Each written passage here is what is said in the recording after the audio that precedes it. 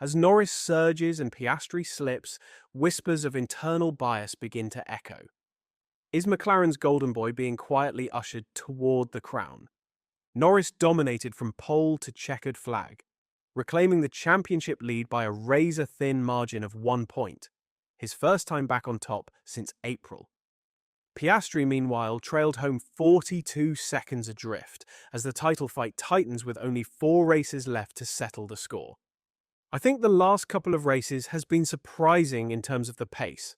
I think we have some evidence of where the pace is and what to do. But I've got to drive the car very differently these last couple of weekends. Which, when it's been working well for you for the previous 18 races, is a little bit difficult to kind of wrap your head around.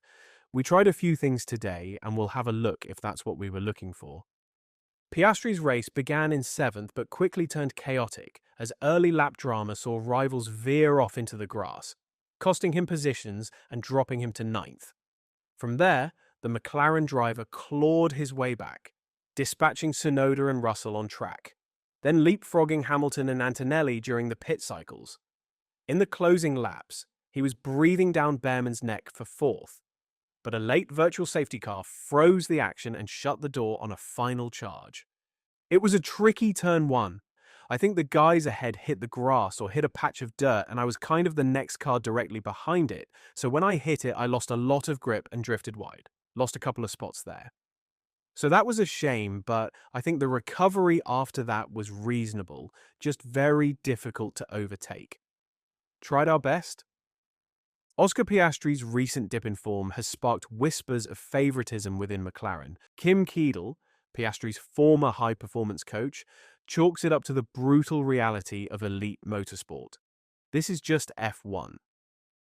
At the Mexican Grand Prix, Piastri surrendered his long-held lead in the championship, his first time off the top since Saudi Arabia. He now trails Norris by a single point with just 4 races to go. The Aussie hasn't seen a podium since Monza on September 7th, while Norris has been a fixture in the top 3 ever since. Some in the Australian media are crying foul, suggesting Norris is getting the golden treatment. But the more grounded explanation: Piastri's been wrestling with recent car upgrades, while Norris seems to have clicked with them instantly. There are always swings and roundabouts in F1. They both strong drivers, and Norris fighting back was expected. We have come off a few races that are not Oscar's strengths, but he will be fine. It's not easy to win a championship. I'm confident he will get it done. I know how McLaren operates, and they have handled this well internally. I understand how it might look suspicious externally. The difficult thing with F1 is that throughout the season, there is so much development going on. At the start of the season, McLaren was the fastest car and Red Bull have caught up. Mercedes and Ferrari come in and have their strong races too. Throw in some maybe lost confidence and poor races for Oscar. I don't buy into the conspiracy theories. I think it's all above board and fair. The next 6 weeks will be the most intense of Oscar Piastri's young career. A pressure cooker of expectation, scrutiny, and opportunity. Though he's just lost his grip on the championship lead, the dream is still alive. He could become Australia's first F1 world champion since Alan Jones in 1980.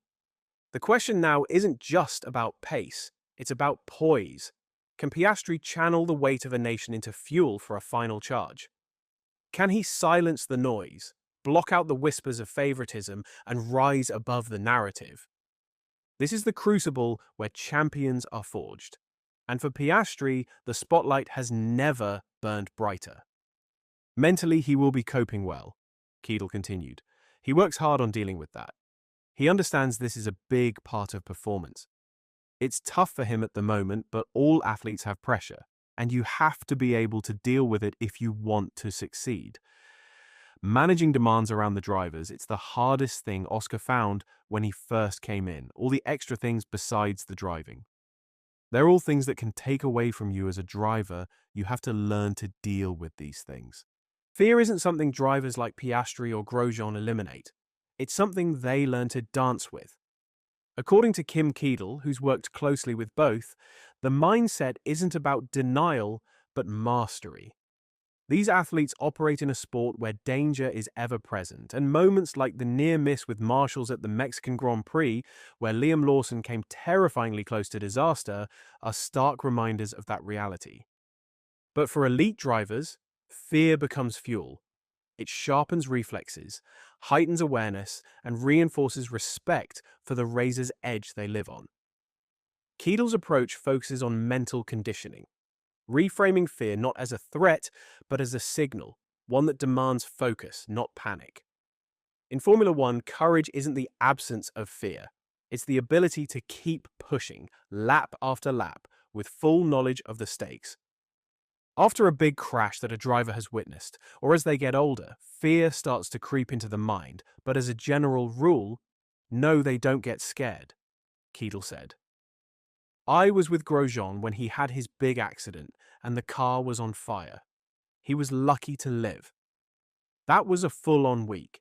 He was either unconscious in a burning car or something worse. He was in hospital for a week, and then flew home. He had mental demons after that. It was probably fortunate he was finishing his F1 career after that.